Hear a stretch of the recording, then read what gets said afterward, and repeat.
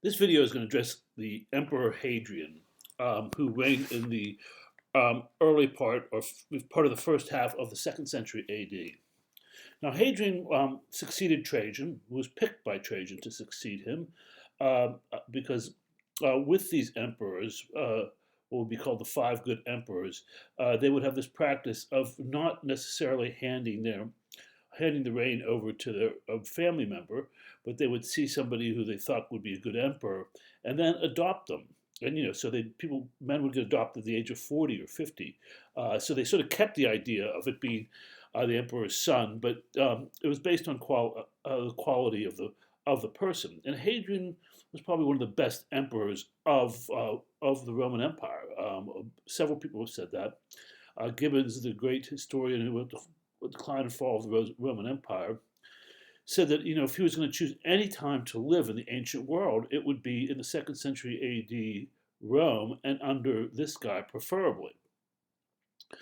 We see him here with a beard and these thick sort of C-shaped locks around his forehead. He's very recognizable. There's a lot of statuary all around the Roman Empire to him, because as we'll see, he would travel the Roman Empire and work on building its infrastructure.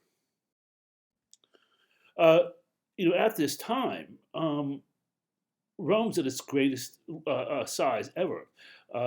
Trajan has taken Dacia; he's crossed the Danube, so that traditional border has been, extended. You can see the Rhine there as well. The Romans would have Britain, southern Britain. And Hadrian would decide that there was no reason to uh, uh, make the empire any larger, but rather he'd travel around it and he would build up the infrastructure of the empire, building public works as well as libraries and such things. And walls as well, in order to prevent or control the borders, I should say. And one of the great walls that would be built by him is called Hadrian's Wall, and it stretches across the middle part of England, and it's a spectacular wall that goes very long. And you can see remnants of it here, of the foundations of it. But you can see how it goes off into the distance. Now there we see the location of it, and you get a detail of it on the right, which shows the towns along it. And this is a pretty amazing thing. It's something rare for the Romans to sort of stop, and they had gone up north into Scotland, but it had been denuded of trees, etc. The locals were fierce fighters, and they just didn't think it was worth it. And so Hadrian would build this wall, partially to keep the people out, but also partially to be able just to control the ebb and flow. And here we see some more pictures of the walls going all the way across. Now, this is the thinnest part of England, at least right here, and so that's why it was chosen. But nevertheless, you see the really impressive abilities of these Roman architects. Now, once again, the walls weren't it wouldn't keep everybody out. That was not their purpose, but they could keep large amounts of soldiers out. And we see here on the upper right the crenellations on top of the wall in order to have archers defend it. And on the bottom left, you'd have towers that had gates through it, so Roman soldiers could tax people as they came through, or make sure there was at least a good record of things going north and south. Here we see one of the remnants of one of those gates. We can see in the shape of an arch. And once again, another thing you could use for your final exam question about the use of arches. And here we see a reconstruction of what you can imagine. Here it would be a tower, a protection tower. And the way that they could communicate from one tower to the next is the use of lamps. One of by land, two of by sea, sort of thing. And that could send messages really quick across the whole width or the length of the wall. And then there would be normal gates, as I showed you before, where it would let people go through. Now, the Romans would man this wall for a long time, and towns would emerge around it.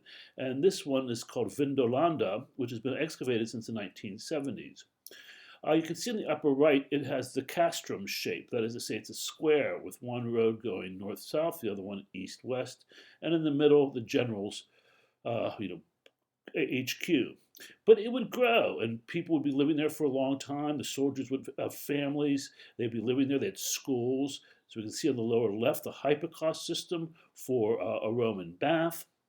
And because it's up in the northern part of the empire in a wet zone, one of the interesting things that happened is that wood tablets were preserved for us, and a lot of them, more than any other in the Roman Empire, have ever been preserved. They have papyri, but not wood tablets, and then some vellum ones that is made out of leather. But there's a lot of these, and they show us sort of daily life. The one on the bottom right is an invitation to Claudia Severa's birthday party, things like that. And on the left, we can see how they've been folded up. They continue to find these on Vindolanda. There's a professor in the English department whose daughter works at this site, and they just found some more tablets a spring or two ago. And other fascinating things, like this glove on the upper left, and then these Roman leather slippers or shoes on the upper right. And by studying them, they could find out what the colors were, and we can see that on the bottom. So it's pretty spectacular, the preservation at this site. And one other interesting thing about it is this is a portrait of Hadrian with his beard and his curly hair, bronze one that was found in the River Thames, which goes through London. So more evidence of his presence there. Once again, notice that the bronzes we have are mostly found in underwater. Now, the important building to remember for Hadrian is the Pantheon. Now, here's a typical, we look at the Pantheon, it has a typical Greco-Roman facade. Very Roman in the sense that the pediment's empty and there's no fluting on the columns, on these Corinthian columns. So, if you're a typical Roman, you would walk in there expecting to see a typical Greco-Roman temple with a whole bunch of columns and a statue of whatever deity it is. This is the pantheon, so it's to all gods, pan, all, theo, theocracy, etc., to all gods. And here's another view from above, and you can see the dome in the back, and I'll show you the interior in a moment. But what's really interesting about this is we're missing this forecourt area, which would force the person to come in, straight on to the facade of it and go through that little archway, and so really have the top, the dome of this dome, the top of the dome, out of sight. But then you'd walk in and you would see this enormously large dome. Look at the people on the bottom. And it was the largest dome for well over 1,000 years. It was made out of this volcanic ash with concrete.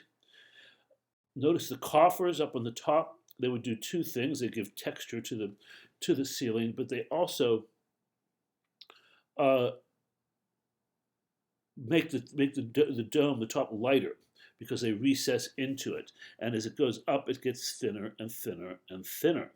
And then there's the oculus, the eye at the top that lets sunlight in, which would rotate around the coffers during the span of a day. Here's a painting by Panini. Now, I use this because it sort of squishes everything in so you can see the whole thing. But the people inside are far, far, far too large for what the realistic size is. They just are. The dome is much, much larger in comparison to humans. Notice as you go around the bottom level that there's sort of the projection of niches that stick out, and then there's recesses behind columns, and then a projection of the niche, these niches having statues of a deity in them. And this became a style in the 2nd century, and we'll see more of it with Hadrian's work. And notice the alternation of the squares and circles on the bottom, just completing this alternating style that Hadrian liked so much. So this is a really important structure, the first large dome that we have, and it would be very useful for later Christians who would need to proselytize. And when you proselytize, it's hard to do that inside a temple that has a lot of columns interrupting you. But in a dome-shaped area, it's quite easy. Now I'm going to stop here and save this due to time constraints and space constraints, and I'm going to pick up with Hadrian's travels in a video I'll call Hadrian 2.